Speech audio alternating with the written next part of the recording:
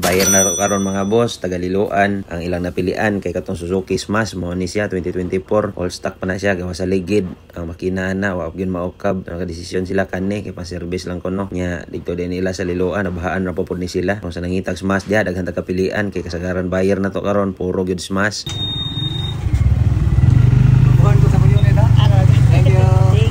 Naputay kaduhang buyer, Smash gihapon, color black, rehara pug porma atong una nahalin nga 3 years gihapon rehistro. Mo na ni nakadesisyon na din si sir nga bayaran na ni niya. Katuon tatong gray lang gibalikan. Nga pagkuyog na niya ang mga amigo kaniman daw okay sinaw jud daw kaayo. Nga bago pa pod rehistrado na pod ni siya. All stock pa po makina, na po'y plaka mo kauyon sila anid.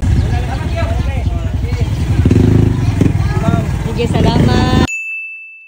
Natay buyer na po di katulo kani si sir Honda Beat itistingan po to ni atong click mo tong naglibog siya gaasa gyud yung final nya kato naka-decide sila kato na lang Beat atong Beat sad gamay pa po kay tog dagan all stock pa po baga pa kay mga ligid nanay plaka registrado 3 years so gas and go na sila ni hatag na to sa sticker ari lang daw nila papilit sa tubangan para kita gyud matik na sige sa teksturya dito sa gawas mo ni porma sa atong mga Beat diri boss may itong zoom gamay sinaw mga gid gahapon nya mga ligid ana baga pa kayo na po ni plaka sa nangitag Honda Beat diha natay Beat diri nga na kasagara na to click og Smash pwede ra kay takabisita diri mga boss libre ra kay testing Salamat yo. Ma'am, salamat ma'am. Salamat.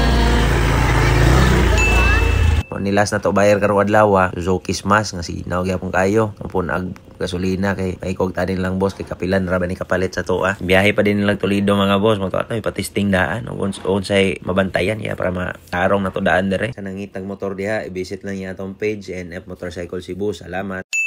So nice.